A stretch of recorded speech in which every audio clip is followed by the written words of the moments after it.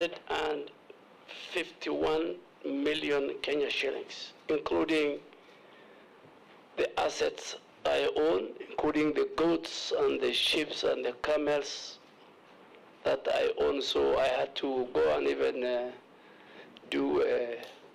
in 10 days' time, I had to go and value my 231 camels somewhere in Kitui County.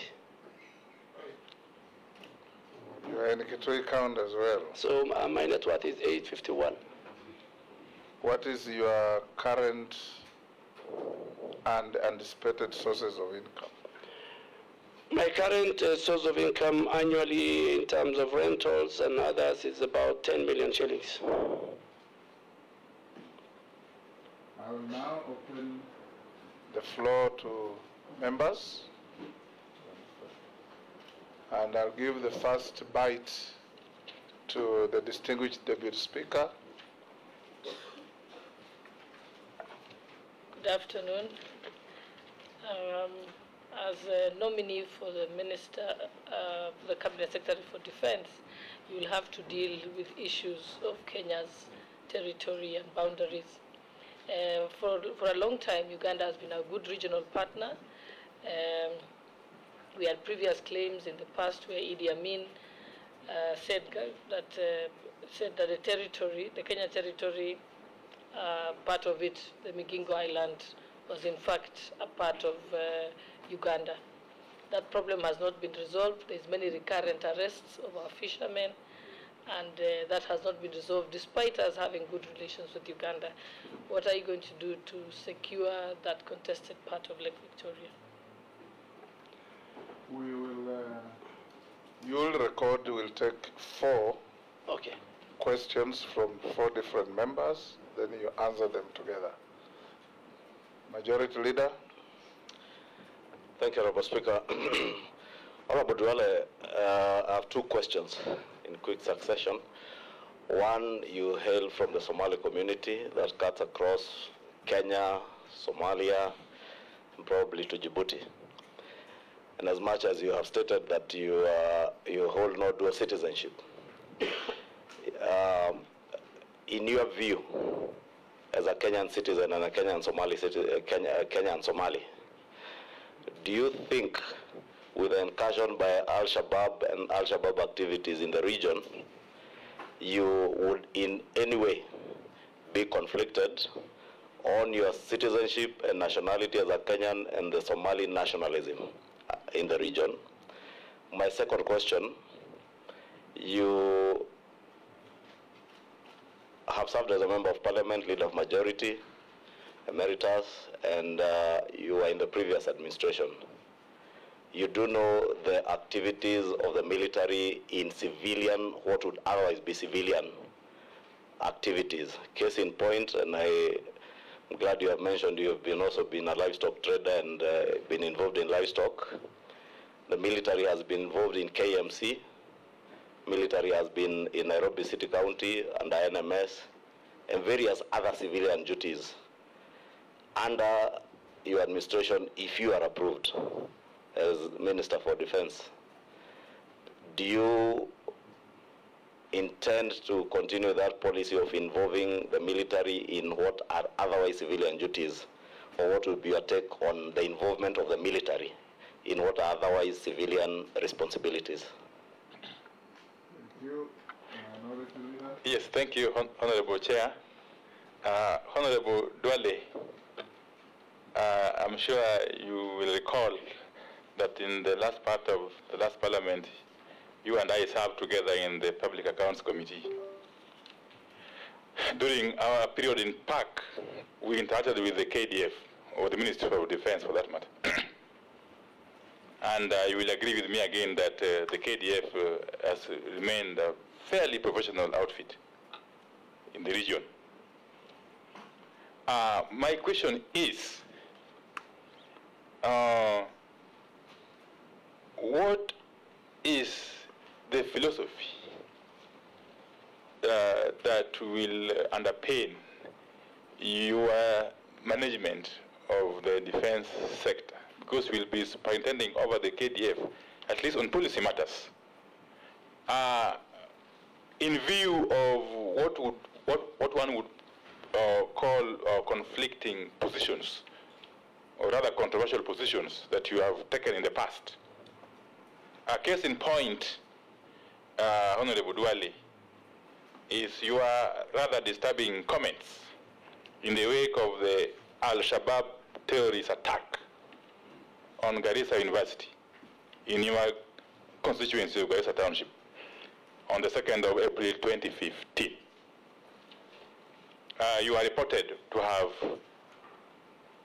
undertaken to name all those who are responsible for the financing of the Al-Shabaab terrorists. Indeed, you gave yourself 30 days.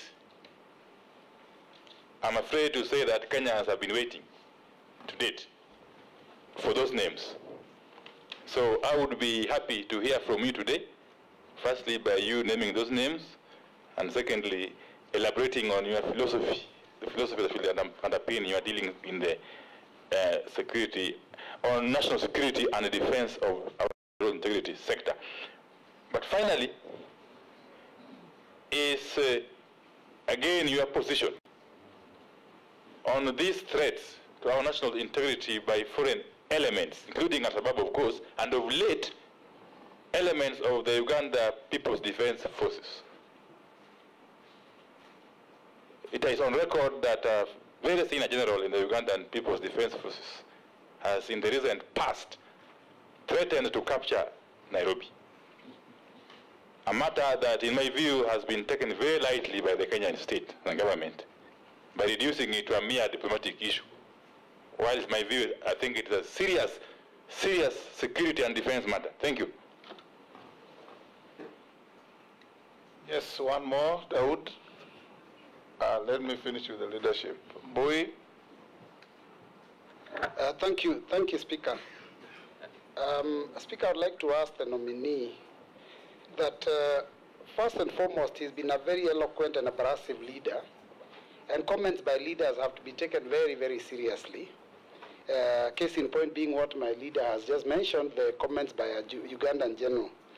Now, the nominee did make a comment in vernacular while speaking to the residents of Isili at one time, and implied that the Al-Shabaab who are attacking Muslim residents of Isili would be better advised to go and drop those bombs in other places, and he gave an example of Machakos. Now, considering that he is now going to be responsible for managing the Kenya Defense Forces, and they have much more firepower than the Al-Shabaab, do those comments still stand? And secondly, while he was majority leader in 2013, he was very, very clear in his mind about cabinet being made up of people who are not politicians. And several times he did mention that. Has his position changed now that he has been nominated and he is a well-known politician? Thank you, Chair. Honorable Duale, you can deal with those four. Thank you, Mr. Chairman and Speaker. Let me start with the question by Honorable Boss Sholei, the Deputy Speaker. I agree with you that the key mandate of KDF within the reading of Article 241 is to protect the sovereignty and the territorial integrity of the Republic. That is the core mandate of KDF. And that will stand. KDF will at all times protect our nation from any external aggression. Coming to the matter of Migingo in Uganda, there is already a government boundary committee which was set up, which is yet to give its final report. And along that line, the international boundary committee under the office of the president, in terms of the executive order, is also dealing with the matter. And more so, there is an MOU between the Kenya Defense Forces and the Ugandan Defense Forces on a number of cooperation agreements, and I think that will also help in solving the matter. Coming to Honorable Ichung'wah, the leader of majority, I think there is a narrative and a perception about the Somalis in this country. Somalis, not only are they in Djibouti or in Mogadishu, in Somalia, Somalis have a congresswoman in the US. Somalis have a minister, there's a Somali minister of housing in Canada. So Somalis, wherever they are, the citizenship where they belong is where they are loyal to, and I saw to the Constitution as a member of Parliament. So I treat me as a Kenyan Somali, just like the way you treat the other communities in this country. And I'm not the first one. I'm not the first Somali to hold the defense portfolio. Honorable late Yusuf Haji was one. I'm not the first Somali to hold a serious security docket. General Ali was the Commissioner of Police. I prefer you call yourself Kenyan Somali because no, I think I should not use Kenyan Somalis. I am a Kenyan. Yes.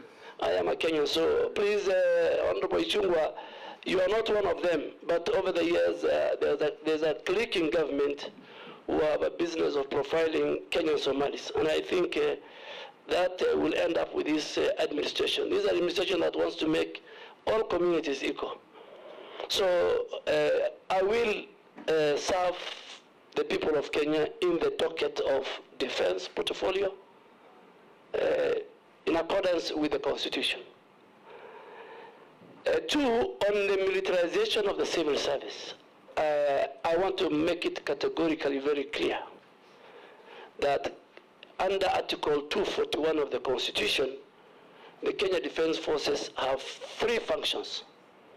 One function is the one that I stated earlier: protect the sovereignty and the integrity of the Republic of Kenya, and two, to assist civilian and other government agencies when called upon on a matter of emergency and disaster, with, again, the approval of the National Assembly, that they go and assist. And there were many cases, including even during the terror attack of Westgate. But they must come back and report to Parliament on the numbers. They must gazette first. They must report to Parliament on the numbers they have used, the resources they have used, and the personnel they have used. The third function of KDF, according to the Constitution, is when they are called upon to help when there is insecurity that the National Police Service cannot handle. And that is the case in point. Currently, KDF is in Turkana and Baringo, and making sure that that section of our country is safe and secure. And again, with the permission of the National Assembly, which they are going to report to you, Mr. Speaker. Honorable Wandai talked about KDF is professional on policy matters. Yes, I served with you. But one of the functions of the CS Defense, apart from guiding the policy of the Defense Ministry, is to monitor and evaluate all projects, whether it is infrastructure and everything within KDF. So I will have an oversight over what is going on in that. But let me come to this story which has been haunting me since 2015, you know, and I've answered it, I think, over 1,000 times, Mr. Speaker. And that was after Garissa University, unfortunately, one of the most lowest moments in my life as a member of Parliament, where 143 innocent, promising young Kenyans lost their life. And I was with the whole leadership of Northern Kenya, whether they are governors, senators, members of the cabinet, and I was reading a statement on their behalf. And what we said was, and I still will say today, is that we urged our communities, because the communities' roles are very important in the war against terror, that the communities must come out and must help government and must help the security agencies in identifying among the communities or among their neighborhood or when they come across the border, or who are the financiers. So we're urging the communities to play their role. But of all the media houses, KTN decided to twist that and said Honorable Duale is going to name the financiers within 30 days. I have no capacity, and I don't have the constitutional mandate to investigate who are financiers. That is, I think, the job of the Director General of National Intelligence, General Kamero. So I think going forward, that question can be answered. I mean, I don't have the capacity. Then there's a question of Honorable Ndai on what the general in Uganda have said. I want to make it clear that KDF shows posture. KDF believes in diplomacy, and our country believes in diplomacy. And our country does not react to tweets. We react to official government position, and I'm sure the same general has other tweets later. So I think KDF had no role to respond to that. Those who want to know the capability and the posture of Kenyan Defense Forces, they showed it in KDF Day last week. They will show it during Mashujaa Day, the way they do in other days. So I think let's treat the tweets of the general with the contempt it deserves. We should not bother. And I think the Kenyan people on Twitter dealt with the general before even Foreign Affairs and KDF were to come in.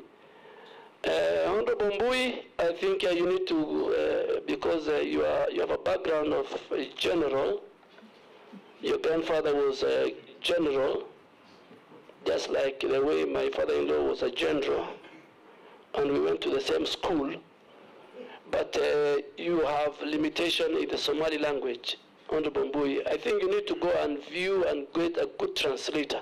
The same statement I made in Somali, in Isli, Mr. Speaker and Chair, was again misrepresented by one of the media houses I don't want to mention, but I don't think I am that reckless. I have served the people of Kenya in various capacity, and I don't think I will, and I have not discriminated. I am ready to work and protect the people of Kenya, defend them as per the Constitution. But, Mr. Speaker, if I just go back to the issue of, which I didn't answer well, on the militarization of civil service. If you look at Article 4 of the Constitution, it says Kenya is a multi-party democracy. So the military and the defense have their place in the Constitution. And that is why, again, Mr. Speaker, it says KDF must work within the national values in Article 10, Sub-Article 2, in Article 232, Sub-Article 2, on public service values, and in Article 238, Sub-Article 1 of the Constitution. And all those values give KDF its place. So let me make it here that I think it was wrong to bring Kenyan defense generals to run civilian authorities like NMS, have a devolved function, like Kenya Meat Commission, which will need to look at it, you know, that you cannot just wake up one morning and remove a general from the barrack and bring him. Mr. Speaker, if that is not checked, then you'll find a general who will become the clerk of the National Assembly, or the registrar of the judiciary becoming a general or a colonel. And I think going forward, not only the military, Mr. Speaker, the DCI personnel, the intelligence officers were put everywhere in our country in the last 4 years. And I'm sure the new administration, when it is completely constituted, we will ask everybody, particularly if I speak for KDF, everybody to go back to where his place and space is within the Constitution. If your place is the legislature, be at the legislature. If your place is at the barracks, be at the barracks. If your place is at the National Intelligence Service, be at the National Intelligence Service. Unless you're called to do extra service in the course of duty of the nation.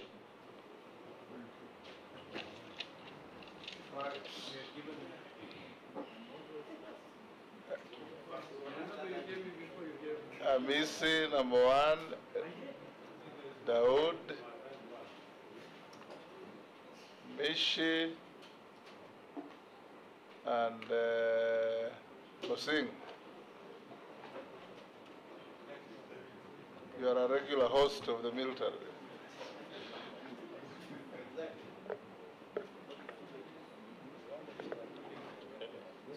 Okay. Thank you, Chair. I thank you, Chair, for giving me the first opportunity, at least. To the nominee, you have a background of politics. Maybe you have a good part of your life you've been in politics.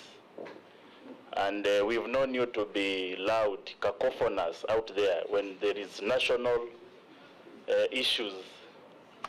You are loud and sensational. I've used that word cacophonous because that is it. And the position you are going in is a docket that requires people of calm demeanor. People, you know, is a docket that is shrouded in secrecy for the good of the nation. But here you are an individual who always wants to talk about something of national issues. Are we going to see a more calm Duale for the good and the security of our nation, or will still talk out there? In some cases, we may also have a slip of the tongue and take us to war. It happens.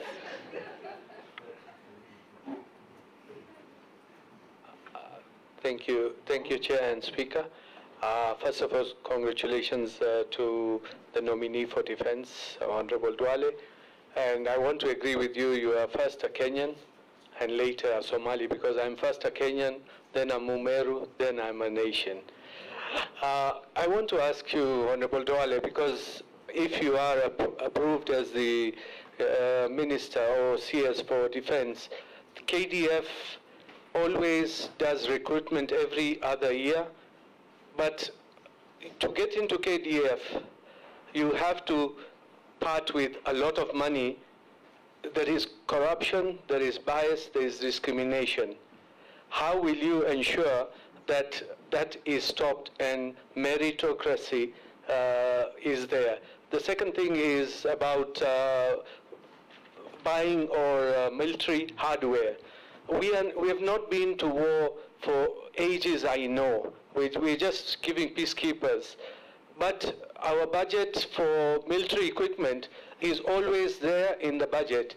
So are you, when you come in, will there be some rationalization or reduction in buying military hardware so that we can reduce that budget to go to the hustlers, as you always say? Thank you.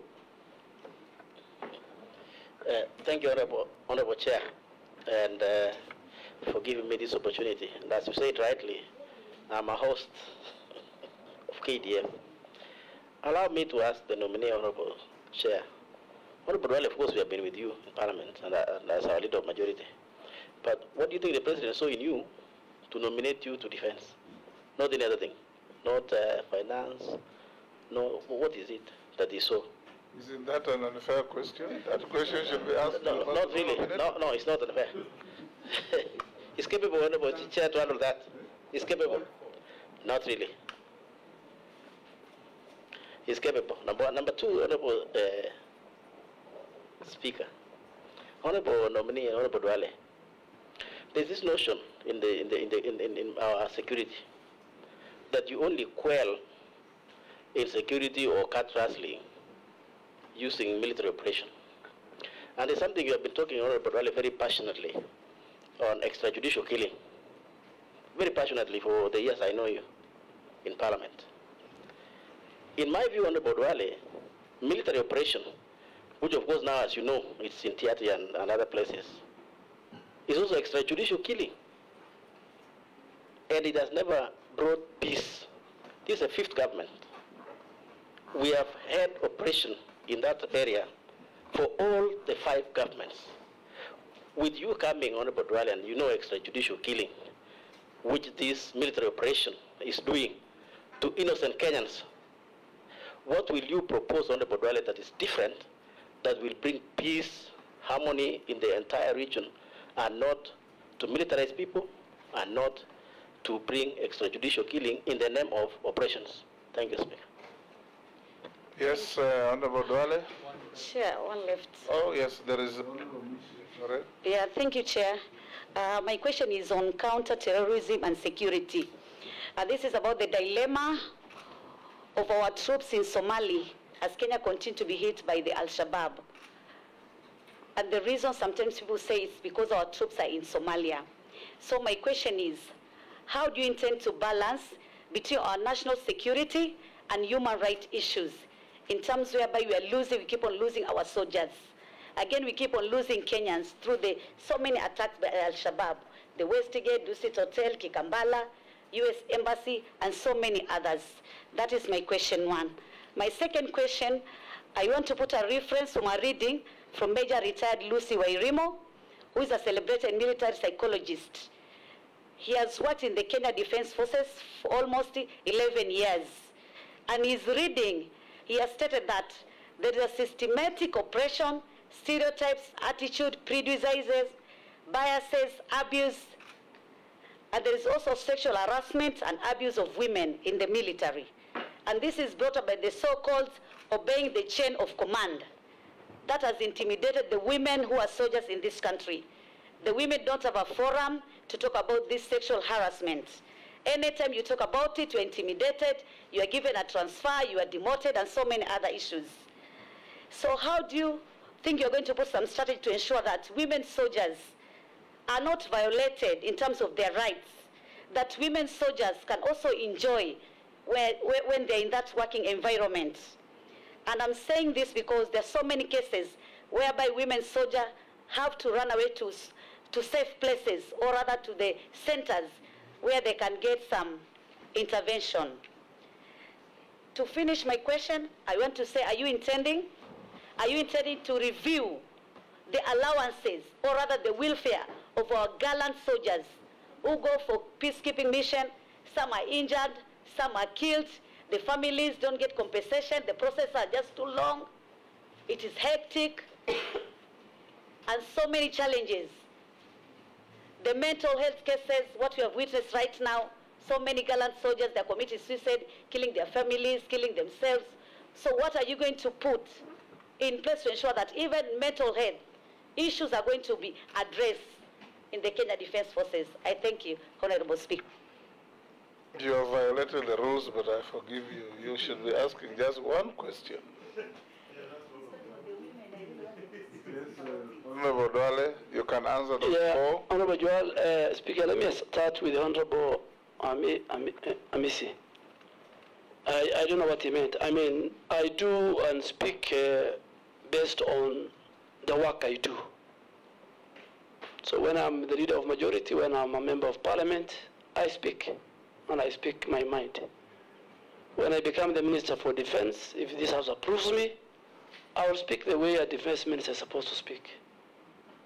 If the President later changed me to the Minister for Sports, I will speak the way a Minister for Sports is supposed to speak. So I am a veteran, and I think I can do that. So you have nothing to worry. Don't worry about my demeanor, and I'm sure since I was nominated, I have started behaving like a Minister of Defense. So I'm sure you have not heard about me unless I am on the floor of the House, Mr. Speaker. The Speaker, Honorable Dawoodi talked about recruitment and corruption. Yes, I agree, and I can confirm to this committee it has been coming to the floor of the House every time there is a recruitment of KDF, either through a statement, through a motion, through a committee hearing. And I think KDF has been very, very hard on this. They have been sensitizing the public, telling them don't lobby, don't canvass, don't pay. And at the moment, there are about 7 officers and 16 service men and women who are facing court cases, and 4 of them have been charged. So it's a matter KDF takes it very seriously. Even a number of people who are recruited with fake certificates, if they are found in the middle of the training session, they are handed over to the Anti-Corruption Commission. On military hardware budget, yes, we must at all times show the military posture. Threats, external threats are increasing. They are changing their mode. We have cyber crime. We have new technology.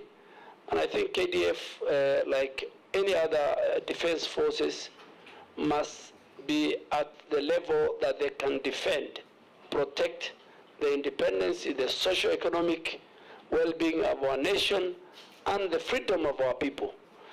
For them to do that, and that is a function given to them in the KDF Act and in the Constitution, for them to do that, they must have the capability and they must show military posture at all times within our region and within the continent. So we will invest more, and I think this House, when it's called upon for more budgets for military hardware, Mr. Speaker, I think we need to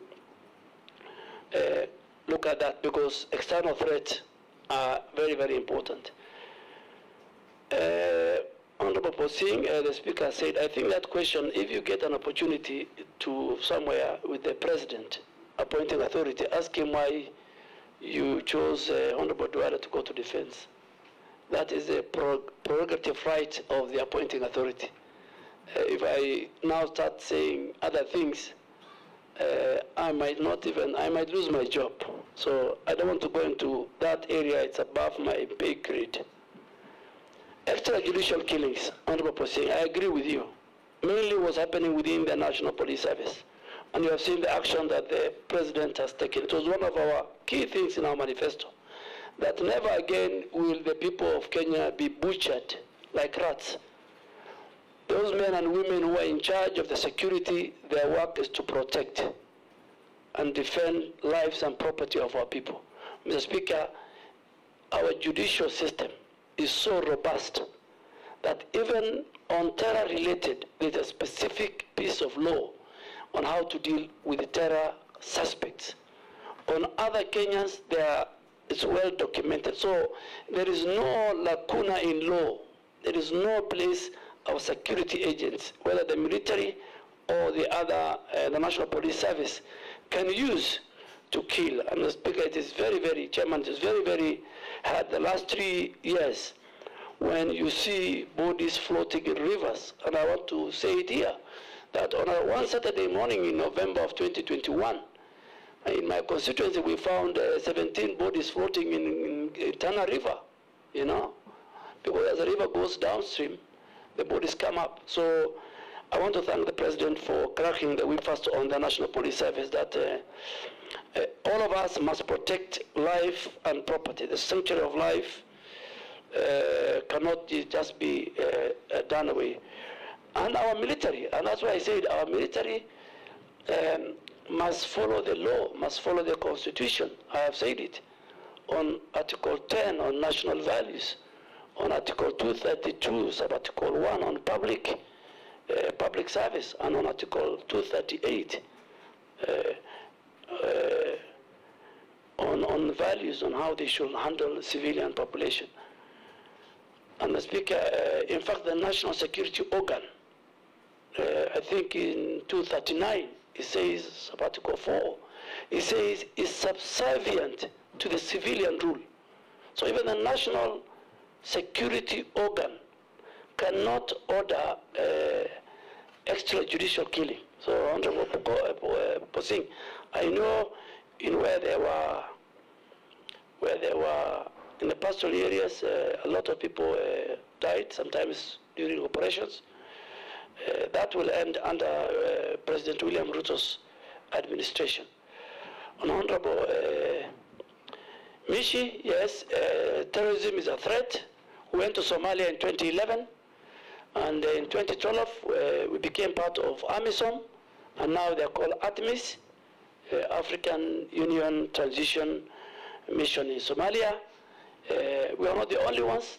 We have forces from Uganda, from Burundi, from Djibouti, from Ethiopia, from Sierra Leone, and we have a 700-kilometer borderline, land only, with Somalia. We have to protect our people from the threats of Al-Shabaab and ISIL and Al-Qaeda. But at the same time, we must also protect the human rights of our people. So I think we are in Somalia. We don't want to stay long like other countries. There's a timeline. But we must make sure that we hand over and leave Somalia when we are safe, and when they are safe, and when they can take charge of their country. On the women issue,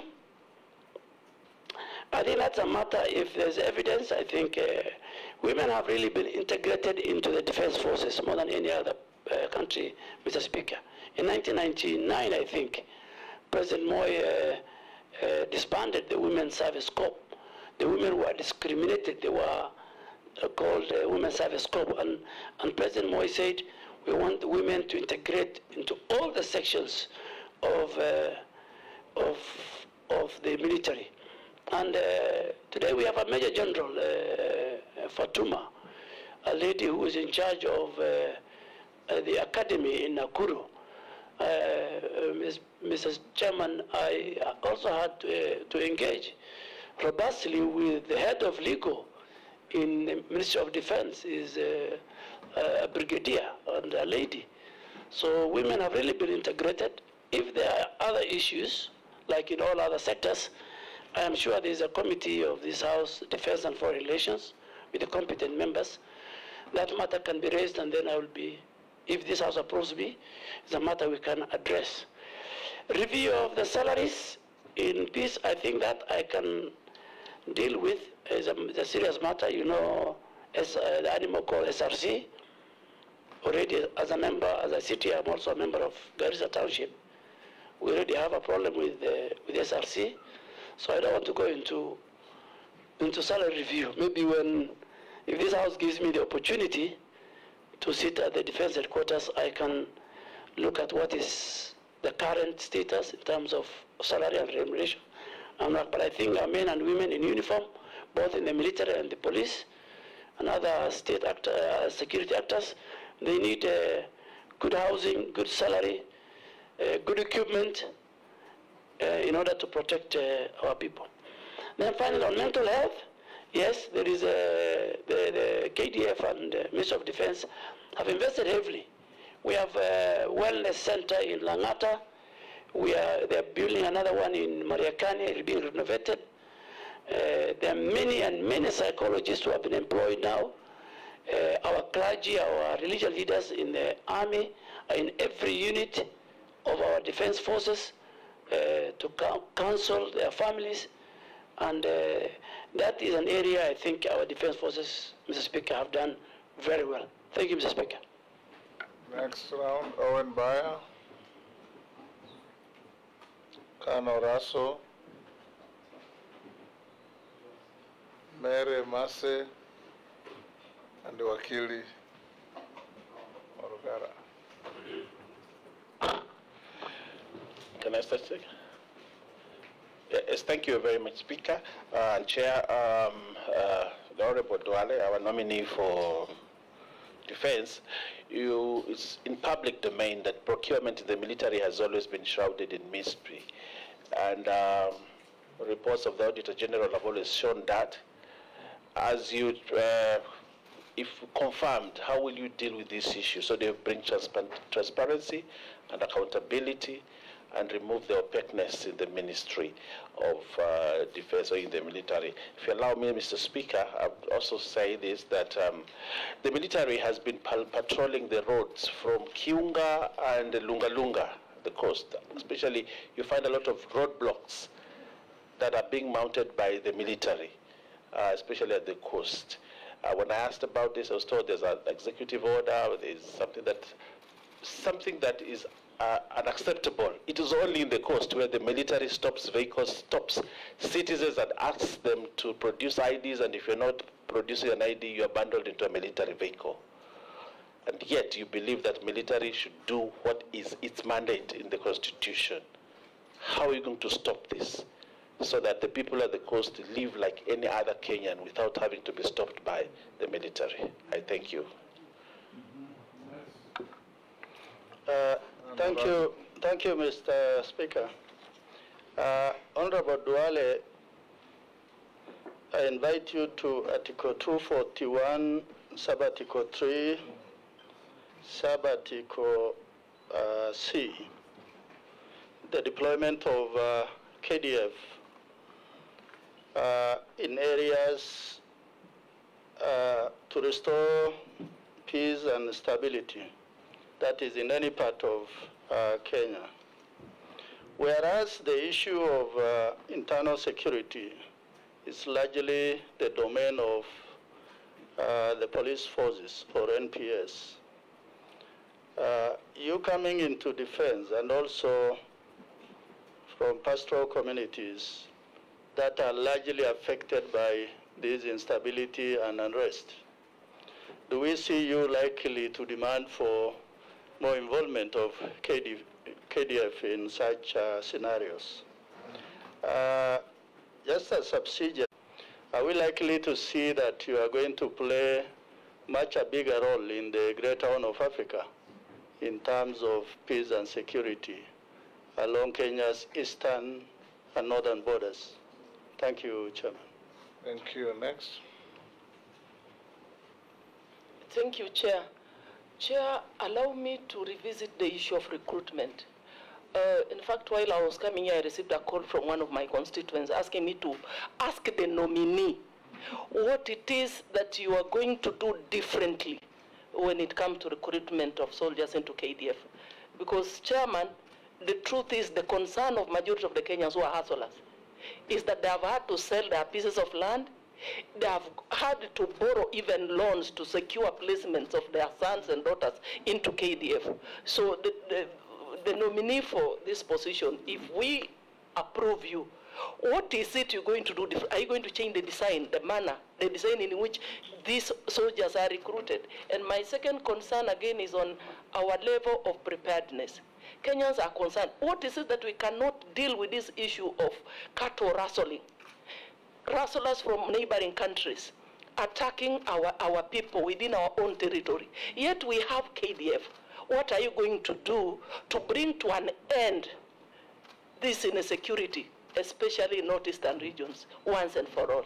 Thank you. Thank you. Thank you. Thank you, Mr. Speaker. Nominee. He's a nominee. Nominee.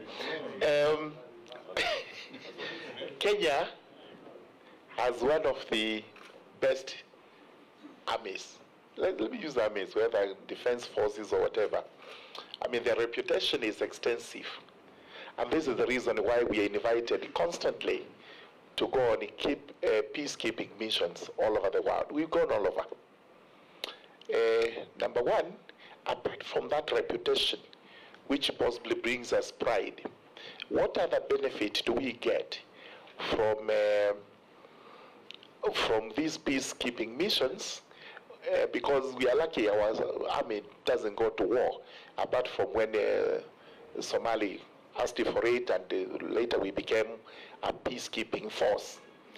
Number two, we know very well that our army soldiers are very well trained. They are professionals, very qualified engineers, doctors, and other professional fields. Do you ever intend to try and diversify what they do so that when they are not out there keeping the peace, we actually have them here doing development work? Like they are doing roads for us, they are doing bridges for us, and in fact offering even medical services in hospitals where there are no doctors, because we feel maybe this is a better way of making use of them when they are not actively involved in matters combat. Yes, Honorable Duale. Thank you, Chairman. Honorable Owen Bayer talked about procurement in the military. I will bring your attention to provisions in the PFM Act and in the Public Audit Act. And Honorable Wandai will, as a former chair of Public Accounts Committee, will agree with me.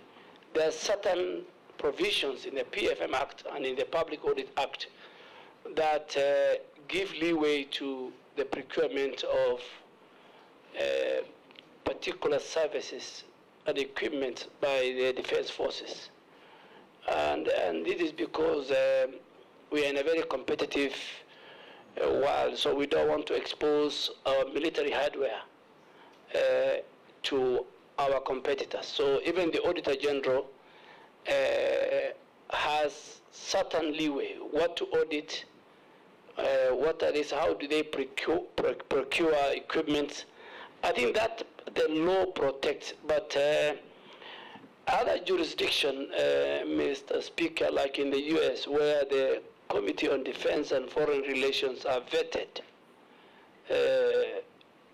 and because what they'll discuss with certain institutions, the intelligence, the military, is very privacy, is not something for public consumption. So I think we will, and still I agree with Honorable Bayer that even when the law provides that leeway, we must account for each and every coin of the peoples of Kenya's taxes.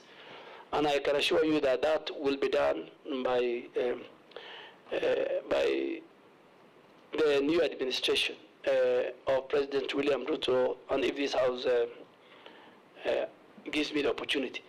On the roadblocks, it's not only in coast, it's also in northern part of Kenya.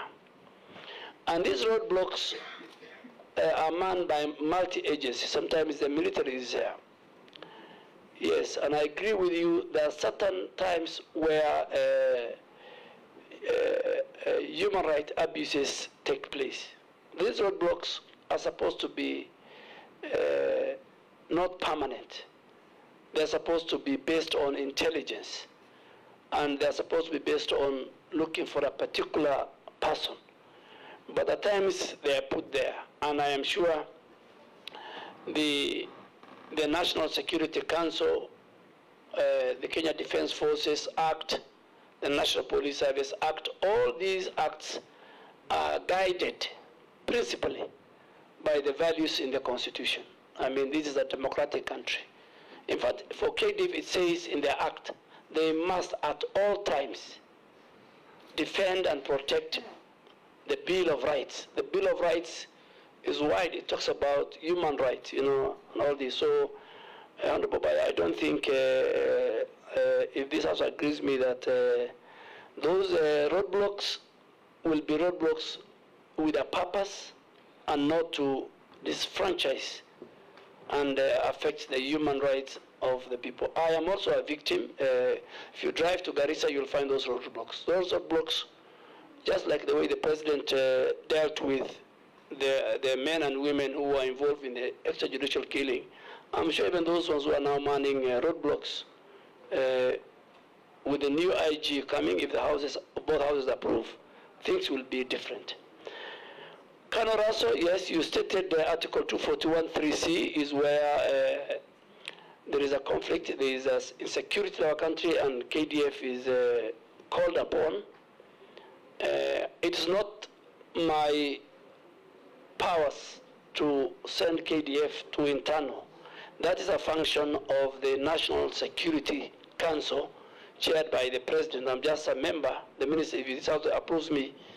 So I think that's a function of the President to call for. But why the framers of our Constitution has put both in letter and spirit Article 241(3)(c) is to make sure that where the insecurity, the cattle rustling, as Honorable Emasi is talking about, that is a provision in the Constitution, and I think because the KDF have enough manpower, they have enough firepower, they can deal with and make sure as they protect us from external aggression, they will also protect internal insecurity that are found in some parts of our country. Honorable Raso, yeah, will you be involved in the Greater Horn of Africa? Absolutely. The Minister for Defense cooperates not only in the Horn of Africa, but within the East Africa. There's the East Africa Council of Ministers of Defense. There is IGAD, where my speaker was a long-time foreign minister. So you will find me with the Minister of Defense of Ethiopia, if this has approved me, with the Minister of Defense of Somalia and South Sudan, and Uganda and Rwanda and Burundi. So that is a mandate that the Constitution gives to the Minister for Defense. Honorable Mary, I must say, yes, I agree with you, but we must also find a way of dealing with the conmen. Before the recruitment, KDF says, please don't canvass, don't lobby. So KDF can only deal with its officers, and I've said 7 officers are now facing court martial, 16 servicemen and women. 4 have been convicted. So how do we deal with the people who are the in-between brokers? We must also bring the police, because even the recruitment is supposed to be based on sub-county, supposed to be fair, equitable. It's not supposed to discriminate.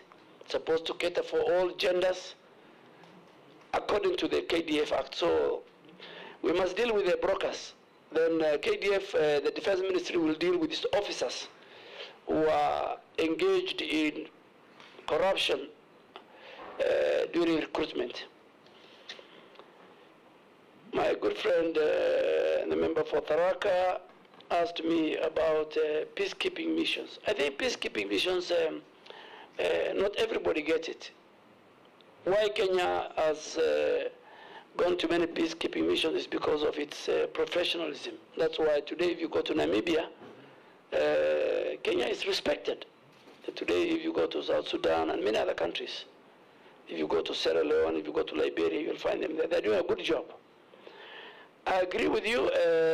At times, KDF does community work. They have got engineering that can do a lot of dam construction, borehole drilling, offering medical facility, and all that. Those equipment and those issues were seen, and they paraded them during the KDF day. And I'm sure our new commander-in-chief was very happy with those equipments. And he asked them that they should get involved in, particularly in dam construction and in water borehole drilling and in healthcare. Thank you, Mr. Speaker. Next round, Junet, Mukami, Ferdinand, Bikara. Thank you. If you ask one question each, everybody will have a chance. Yeah. Don't emulate Mama Mish. Thank you, Mr. Speaker. Mr. Speaker, I wanted to ask the nominee that the nominee has served as the majority leader in Parliament for many years. Actually, he holds the record of serving the highest number of years as majority leader since the new constitution came into place. And for that reason, many bills came through his name to the National Assembly, Mr. Chairman. But there are times when bills that were draconian in nature came through his hands. And they were very draconian in the bills themselves, and he also implemented them in a draconian manner. Example of those bills are like the Security Amendment Bill in 2014. There was also even the issue of the appointment of the Inspector General. The first Inspector General was nominated in a manner that had public participation, where the National Police Service was allowed to advertise the job, then shortlist people, then take it to the President. But in his own wisdom, the majority leader amended that Act of Parliament of the National Police Service and gave fiat to the President to appoint the Inspector General. There was the cybercrime. I served with him very closely in Parliament for the last 10 years. So does he regret that those draconian laws and that draconian culture now that freedom has arrived in Kenya. And the last one, Mr. Speaker, is there are people being harassed at the Lake Victoria by Ugandan Defense Forces, fishermen. Fishermen are unable to fish in that area where we represent. The Ugandan forces are all over the lake. What plans does he have to defend Kenyans or fishermen in nature, not only pastoralists and camel herders? Honorable Duale, congratulations. And from what I'm hearing, you are ready for the task. According to the Kenya Kwanza manifesto, there is a plan for the establishment of a fund for foreign soldiers. What are your thoughts on the same? How would you establish a contributory fund for foreign and terminally ill officers? Because you know they are the people who are fighting on our behalf and they are really suffering. Thank you. Fernand. Nominee, I want to ask a question. Sometimes back, I think I saw a hunt, and I didn't go there to find out. I think some administration was embarking on building the wall, protective wall between Kenya and Somalia. I don't know how far they've gone. And given the current, even if it's to continue, given the current technology, is that project really viable? To waste, is this a waste of public fund? Because, a wall is a wall, but technology now, the current technology, you don't have to have the wall to defend yourself. What was the next? Asante sana, napongezi Bwana Duale kwa kuteuliwa kwa hiyo nafasi. Tunaomba pengine utakisha toka hapo utaweka. Ni ile tunataka, umekuwa kielelezo kizuri kwetu, lakini niulize hivi ndugu yangu Bwana Duale, kwa mafunzo ya kijeshi katika parliament ya 11 nilitumikia kamati ya administration, na kule wanachukua kiwango ambayo wanafundisha askari kutoka kiganjo peke yake, na unaweza popote utaingia unaweza kuwa mkubwa kabisa katika polisi lakini kwa jeshi kuna vitengo tofauti. Unaingia, kuna wale ambaye kwa njia moja ama nyingine pengine hukusoma ama wazazi wakupata pesa za kupeleka shule, hukusoma vizuri, hukupata.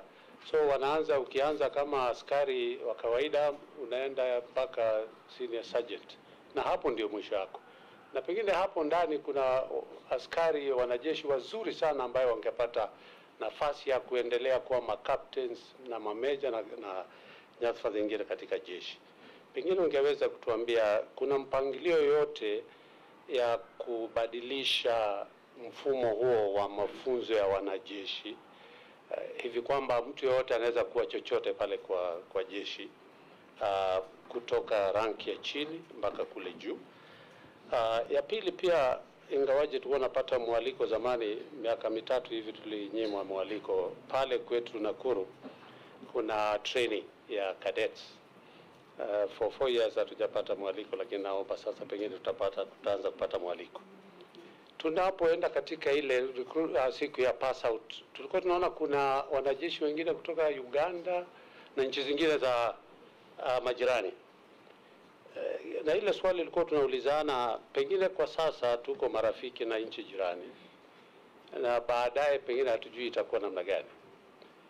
Je, pengine baadaye tukiwa na fujo, inaweza kuwa hawa ndio wale watatumika kuja kupata zile zinatoaje siri za nchi na kuweza, pengine hata si wanafunzi tu, labda wanakuja kwa mambo mengine, na pengine kesho kukiwa na tafaruku kati ya sisi na majirani wetu, wale ndio watakuwa wanapeana pengine ama ni ile tu ni mfumo wa East African Community ambayo wanaleta wanajeshi pamoja, wanaweza, na tunaona mpaka wanapewa mpaka zawadi. Asante. Yes, Mheshimiwa Duale. Thank you, Chairman. Honorable Junet, yes, I was the first and the longest serving majority leader. That I agree with you. I also agree with you that in the legislature, every laws that are passed, some are controversial, some are easy to pass, And I'm sure if God gives you an opportunity, one day you become a leader of majority. It's a very difficult job, which I served longest. On the security laws, I think there was good public participation. The few sections that we felt, that the country felt was not fair, I think the judiciary has rectified it and declared it unconstitutional.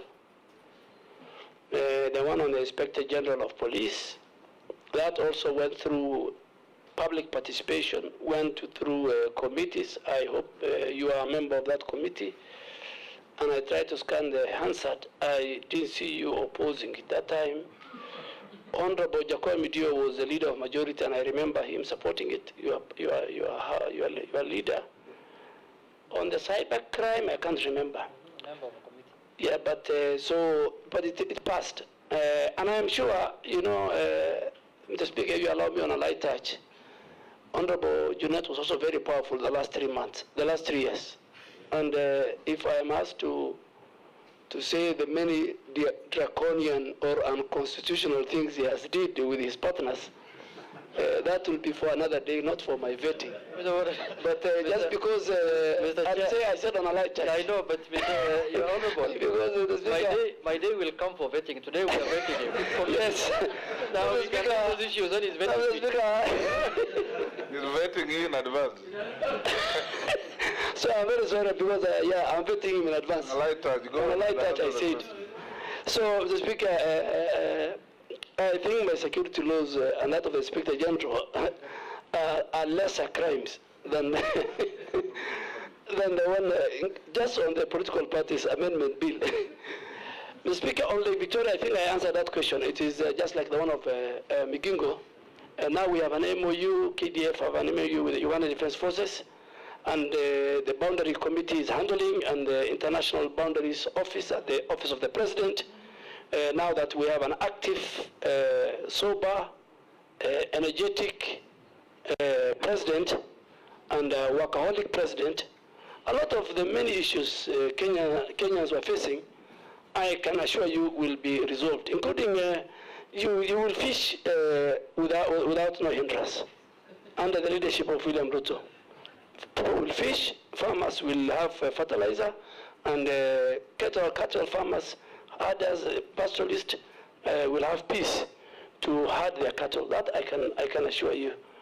Because that is what we stand for as a coalition. Honorable Mukami, yes, the House passed the Veterans Bill just before we went on Saturday, I think in May.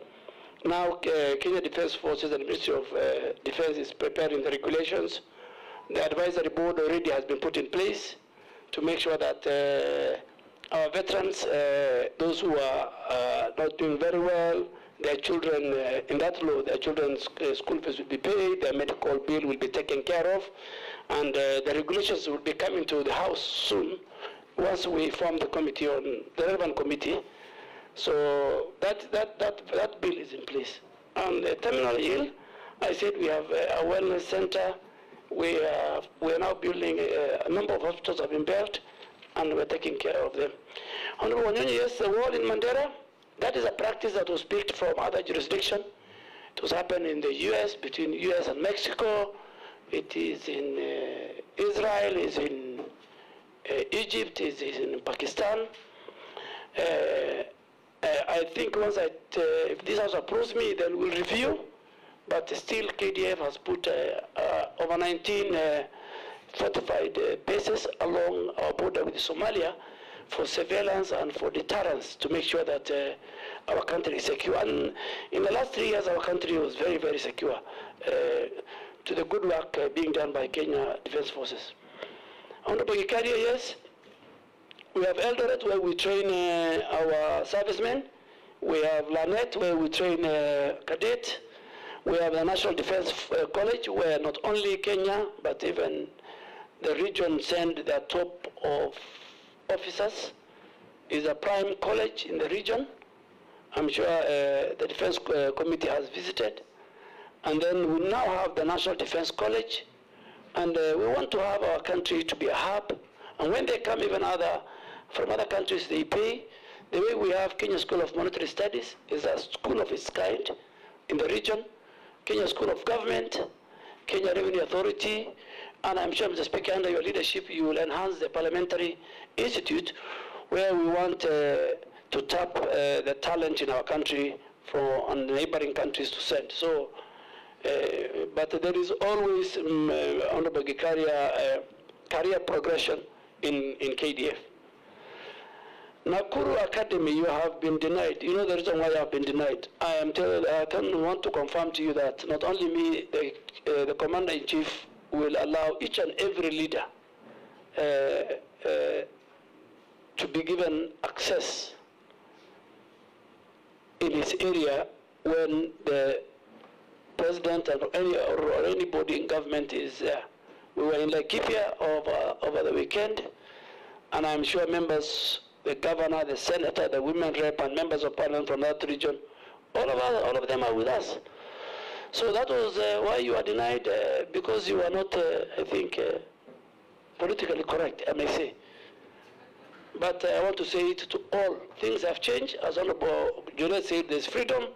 So even if we go to other areas where we will serve the people of Kenya, and leaders must be respected, whether from the MCA to the highest office. Leaders must be respected, and that is why I think those of us who have served in politics and in leadership, our officers will be very open to you. You will see a change. Speaker, I think I have finished. You've exhausted those. Yes. Now, Naisula, Koech, and Mule. Thank you, Chair. And we'll conclude with the Deputy Speaker. Okay, thank you, Chair. And to the nominee, I strongly believe that for us to deal with cattle rustling in this country, once and for all, we have to actually treat it as terrorism. Yeah? And we need to deal with it decisively and holistically. And so apart from only dealing with it from a security perspective, from a development angle, how do you think we can use the military to open up these areas, especially on opening up of the roads, so that we can have easy, accessible, fast, and effective response? And lastly, what measures or options will you recommend in the inclusion of young people who haven't gone to school but are actually known sharpshooters? I think you need them in the military.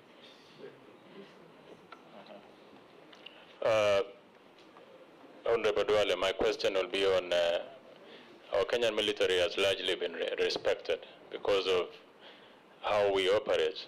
But there was an incident just during the election.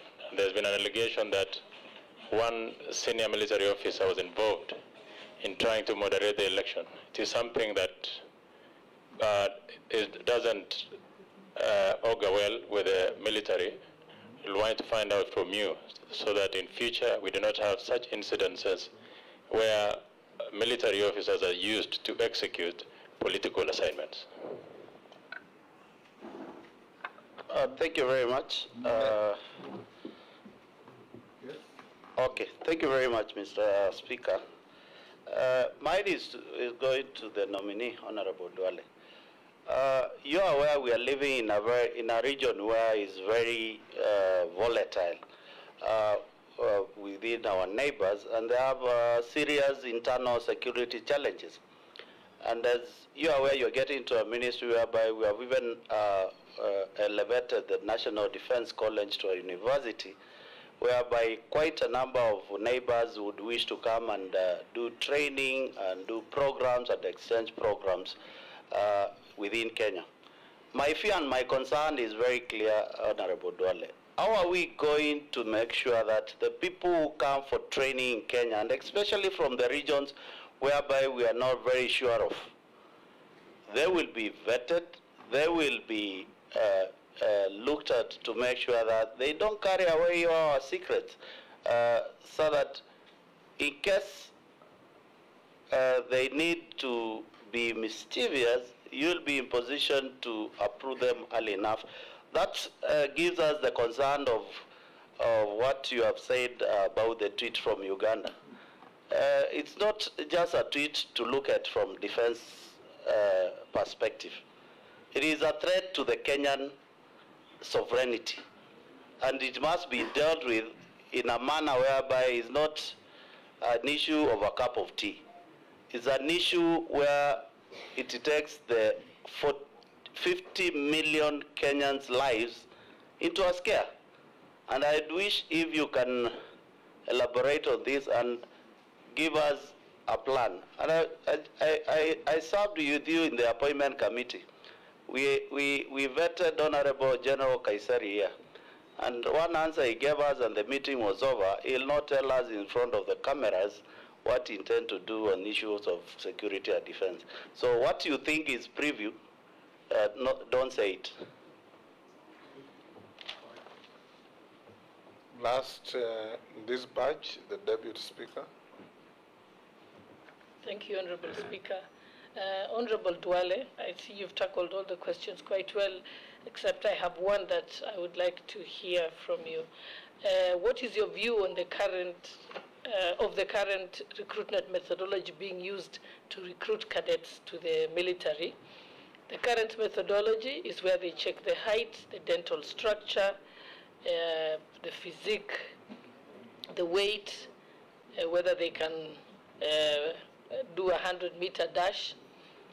Never mind that those who are checking the dental structure are not dentists, as opposed to having more modern methodologies of measuring their ability using objective measuring tools like psychometric tests and even a mental evaluation, because we know that a lot of them sometimes don't cope and eventually get into mental illnesses as a result of the fact that they didn't really have the competence and the emotional ability to be able to take up the job. What's your view? Will you keep the same method, or you have some ideas of how to transform that? And also the issue, the fact that the military doesn't recruit at cadet level people with disabilities or people with various disabilities. Yet sometimes, even if someone is on a wheelchair, they're probably a brilliant IT expert, and it's a skill that is required in the military. I can hide that as a human rights issue. Thank you. I'll also ask you one or two small questions. You may recall, Honorable Duale, that through the African Union security architecture, it was designed to set up standby regional forces, East African standby force, West African, Central Africa, Southern Africa, and so on, for rapid deployment in helping deal with security concerns within those regions. Now, the East African one has not quite taken off because of budgetary issues and other things. As Defense Minister, how are you going to engage Parliament to give you a budget line, and how are you going to convince other defense ministers in the region to do the same so that we can actualize this force that can help deal with security challenges in our neighbors that have challenges like South Sudan, Somalia, and others?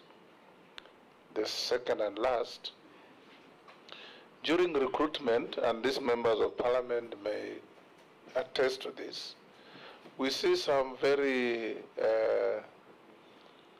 unhealthy discrimination processes. If you are short, you can't go to the army. We see recruits being asked to open their mouths and see whether one tooth is missing, or if you have discolored teeth, or things, or if you have a scar on your back, things that really have no bearing in your capacity to act as a military officer.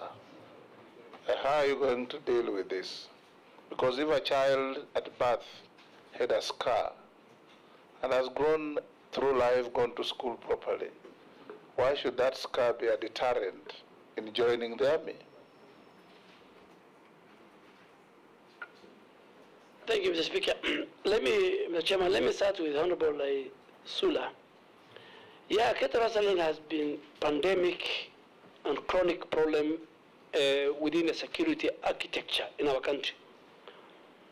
And I remember one time we wanted to amend the law and put it under the penal code. I don't think we have reached a stage where we should put them and categorize them under terrorism. And if you look at the Terrorism Act, the Speaker and Chair and members, I don't think cattle rustling falls within that. Cattle rustling just needs a committed security, multi-security agency, a committed political will, a committed government that will make sure roads are open, development are taken to those regions, and culprits are dealt with. And even use Article 241, Sub-Article 3(2), C, as Honorable Raso has said. And this government is ready to do that. Secondly, more fundamentally, I think Kenya Defense Forces or the Ministry of Defense will set up bases and camps, serious camps, in those regions to deal with cattle rustling. And I can assure you, Honorable Member and the people watching me, that it will not be business as usual. Under the leadership on the Commander-in-Chief, Honorable William Ruto, it will not be. Secondly, I don't know, this civilian sharpshooter, where did he learn this skill? That self, becomes an issue. So how do you employ somebody already who is a sharpshooter? I mean, he must have learned that skill illegally, and but I think during Mzee Moi's time, there was a provision that, and I think it will help in the cattle rustling, a special recruitment criteria in some regions of our country, where you can even pick people who have gone up to class 8 or have not gone to school. We need to mop up those young people in that region who are becoming victims of cattle rustling and fine. But that is a policy that we will bring to the House and from the defense. So we will discuss with the Commander-in-Chief. It will be discussed at the National Security Council chaired by him, and I'm sure we'll find a solution. Honorable Koech, the military have a place. They have a place under Article 241, Kenya Defense Forces Act. They have a place under the KDF Act. And the military, our security agents have no place in the democratization and in the election of our country. I don't want to be very fair to the gentleman who was there, but from my reading of the Constitution, I think that was not only him. All and his colleagues who went there is similar to what happened in the U.S., the Capitol Hill invasion. That was an affront on democracy. You cannot circumvent the will of the people. The will of the people must be respected. So that is a matter, I think, for the Commander-in-Chief, and that is a matter for the people of Kenya and the Constitution. And I'm sure once you approve me, because the Constitution says our defense forces must not be involved in political partisan. They must be professional. They cannot engage in things outside their mandate. So it is not only that officer. He has not used, and if I was him, I should have just declined. But I think the environment at that time was not conducive. I mean, it was a very bad environment. Maybe he's a victim of the political environment at that time. But going forward, I think our military, our police, our national security organs, they have their place, and they must read Article 4 of the Constitution. Kenya is a democratic multi-party state. So the will of the people, nobody, including the incumbent, can overturn. And I think that I'll stop it there. Honorable Mule, you talked about, yes, the issue of our neighbors. Even our soldiers go to one of the best colleges in the world, Stanford and UK Royal College. So our neighbors coming to our National Defense College is part of the practice worldwide. And what they are taught is what is taught in other military institutions. They are not exposed to our hardware, they are not exposed to our strategies, they are not exposed to our, how we run our military. So we are very safe. And finally, the Kenya Defense Forces and the National Security Council will always, under the Constitution, they will explore diplomacy, and war will be the last option. So we usually deal with the diplomacy, make sure that ourselves and the region is safe. Yeah, the Deputy Speaker raised the issue of recruitment. I think one of the issues that I have to grapple with, if this House appoints me, approves me, is the issue of recruitment. That is the elephant in the room. I mean, in all my 15 years, Mr. Speaker, is how recruitment is done. You know, people run, about 100 of them, and in the evening you're told there are some people who are not in the field who are picked. I mean, you know, it's good to say it. So there's a lot of discontentment in terms of recruitment. But I think world over, we must have the criteria of physical fitness. I mean, if you are 34 and Kanorosa will agree with me, if you are to go to training and your weight is 35, and in the training you're going to carry a bag of 40, then you will die. And so KDF doesn't want to recruit people, and at the end of the day, the person. So they have to look at the physical fitness. That's everywhere. The training is very vigorous.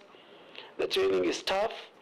So it's not, we can't just pick, they can't just pick anybody. So they must pick the best of the best in terms of physical fitness. Even for the cadet, they said, the issue of do we integrate people with disability? I think is a matter for discussion. It's a matter that the Kenyan people, in consultation with the Defense Ministry and National Security Council, to discuss. Speaker, you have raised a very good point. I mean, this Stand Regional Force for rapid deployment was agreed on. But Mr. Speaker, as a former foreign minister, you'll agree with me that a lot of countries... When I was chairing the African Security Council. Yes.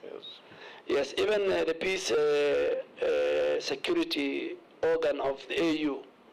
But you are aware as a former foreign minister that many times countries default on their contribution, not only to stand by regional force, but even to YALA. At one time, Mr. Speaker, we had agreed even our members to YALA should be part of our parliament in terms of salary and remuneration. Because they can stay for 3 months without getting salary. So I think countries don't want to commit themselves in paying their part of share and remittance. But I think ourselves from Kenya, they have a budget line, and we have been remitting our bit to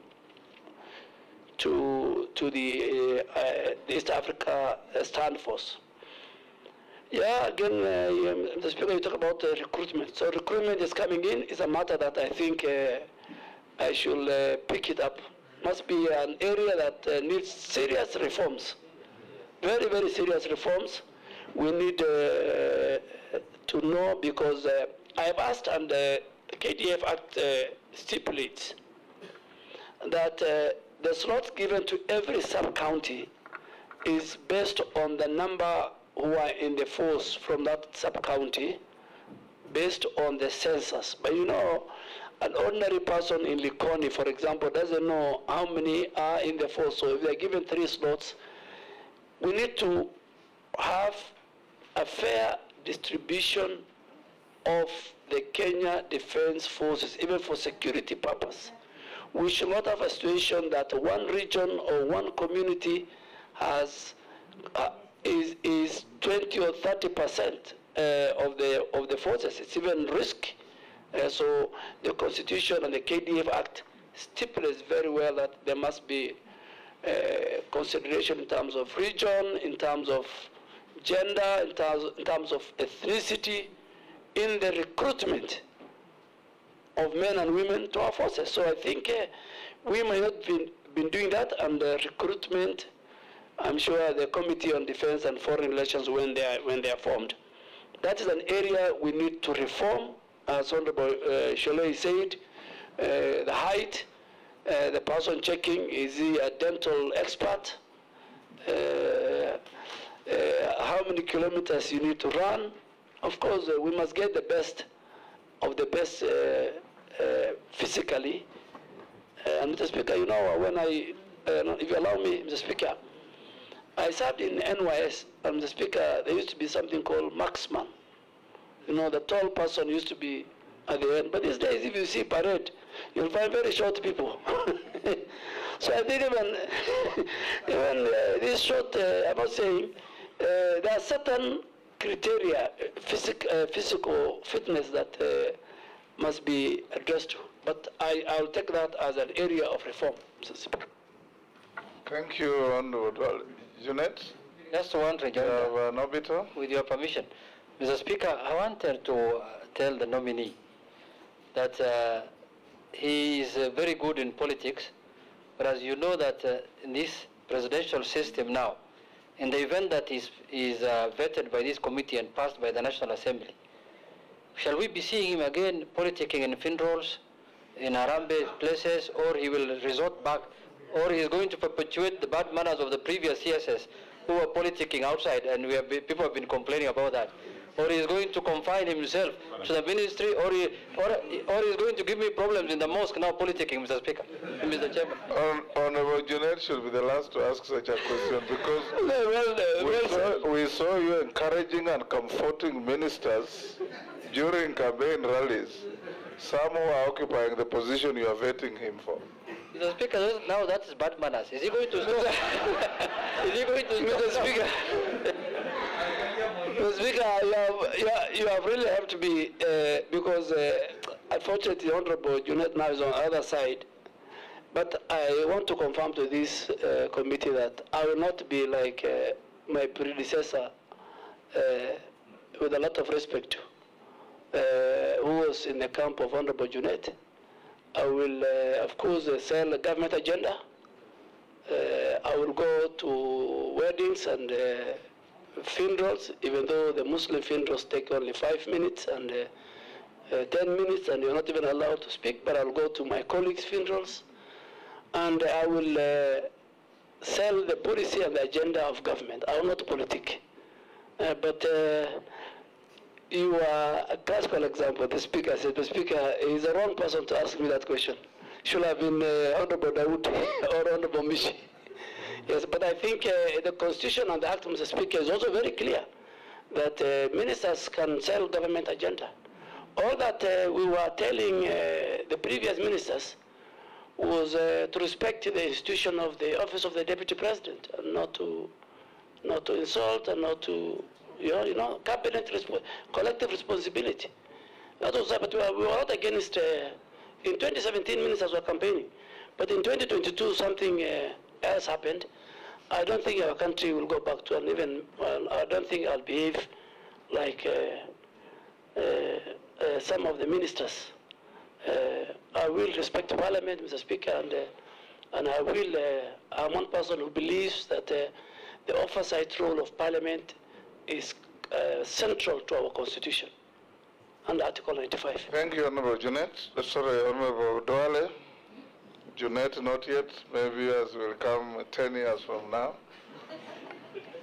I now give you 3 minutes to say what you wish to say to the committee before we release you.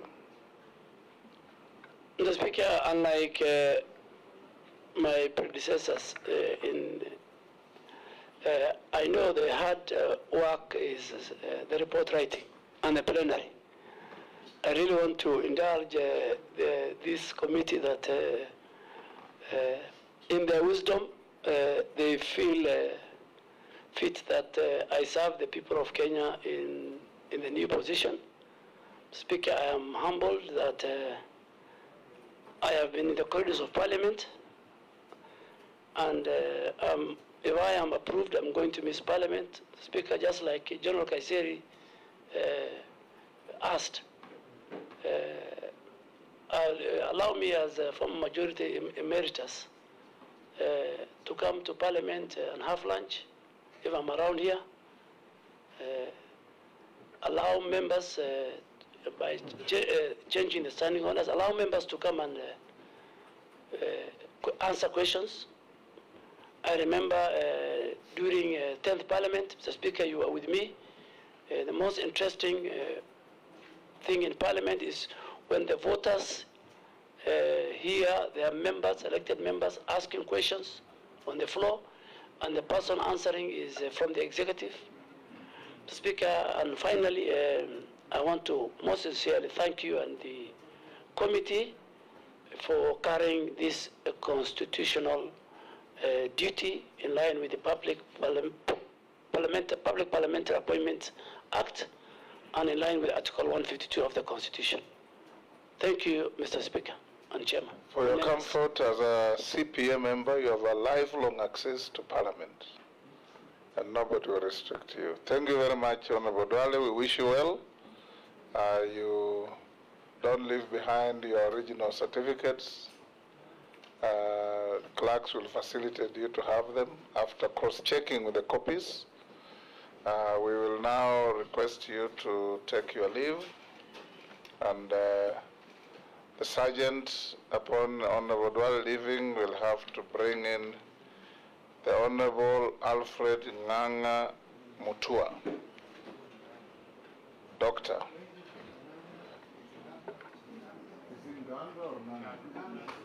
Nganga.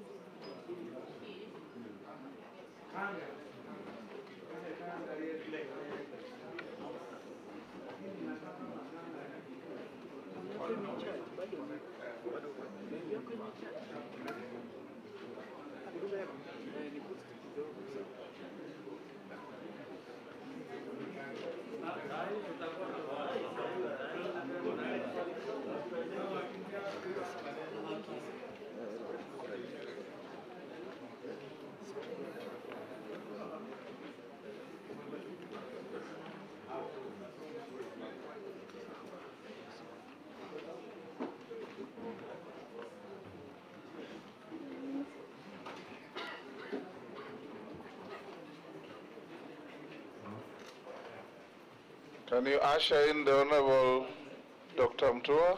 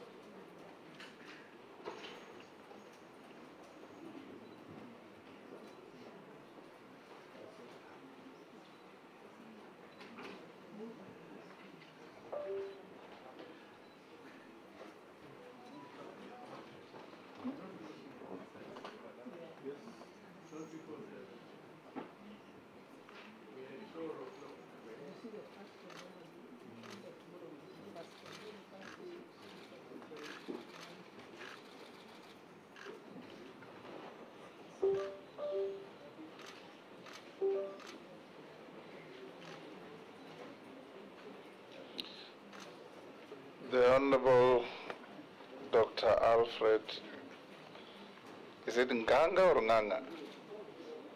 It's Nganga, sir. Nganga Mutua, EGH, welcome to the committee. There's a committee of parliament that will going to vet you, or in some jurisdictions it's called confirmation hearings. You are welcome. We have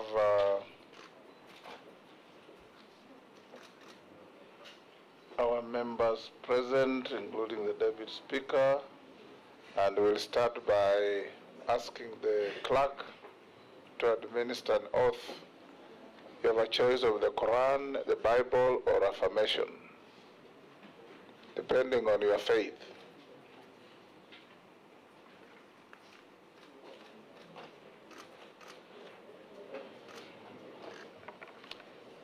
I, Alfred Nkanga Mutua, do hereby swear to testify on all matters in question and to tell this committee the truth, the whole truth, and nothing but the truth. So help me God.